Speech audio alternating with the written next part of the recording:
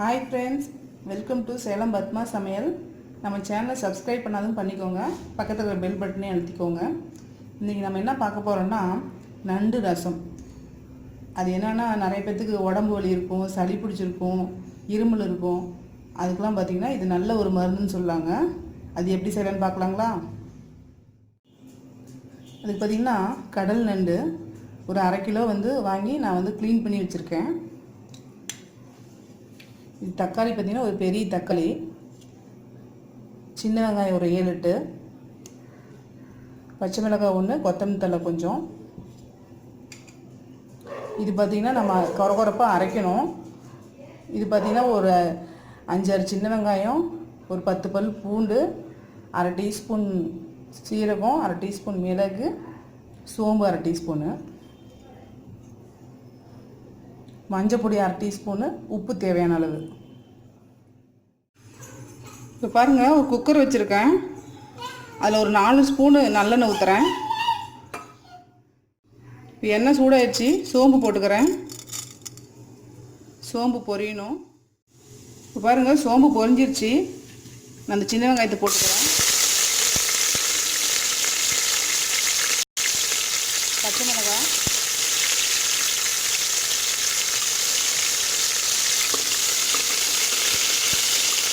நல்லா வதங்கணும். இப்போ வெங்காயம் வதங்கிடுச்சு. நம்ம அந்த அரைச்ச பூண்டு, வெங்காயம், மிளகு, சீரக, சோம்பு போட்டுக்கலாம்.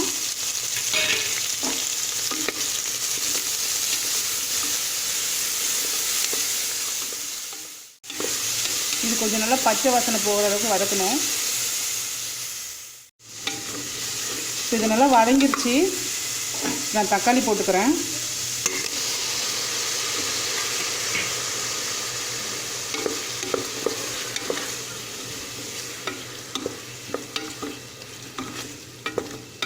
தக்காளி கொஞ்சம் நல்லா வதங்கணும்.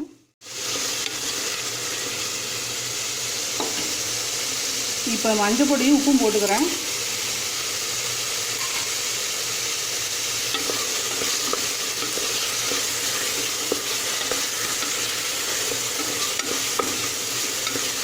நம்ம எதுக்கு நல்லெண்ணெய் ஊற்றுறோம்னா, நண்டு கொஞ்சம் ஓவர் ஹீட்டுன்னு சொல்லுவாங்க. அது குறைக்கிறதுக்காக தான் நல்லெண்ணெய் ஊற்றுறோம். அதனால் கண்டிப்பாக நல்லெண்ணெய் தான் ஊற்றணுங்க. இது வதங்கிடுச்சு. இப்போ நான் இந்த நண்டை போட்டுக்கிறேன்.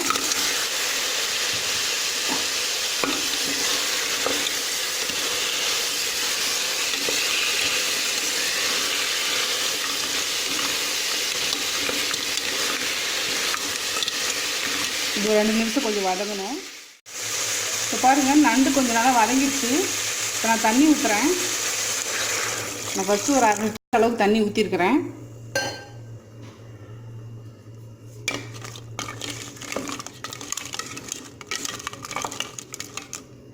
இன்னும் கொஞ்சம் தண்ணி ஊற்றிக்கலாம்.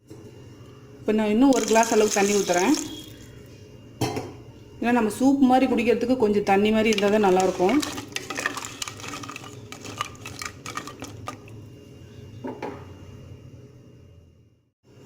மல்லித்தலை போட்டு குக்கரை மூடி ஒரு விசில் விட்டுக்கலாம்.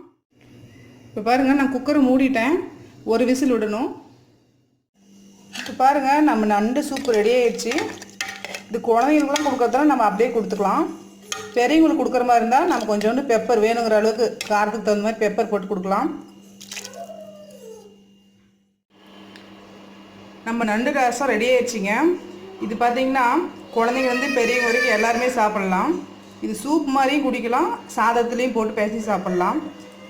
இந்த வீடியோ உங்களுக்கு பிடிச்சிருந்தா லைக் பண்ணுங்கள், ஷேர் பண்ணுங்கள், கமெண்ட் பண்ணுங்கள்.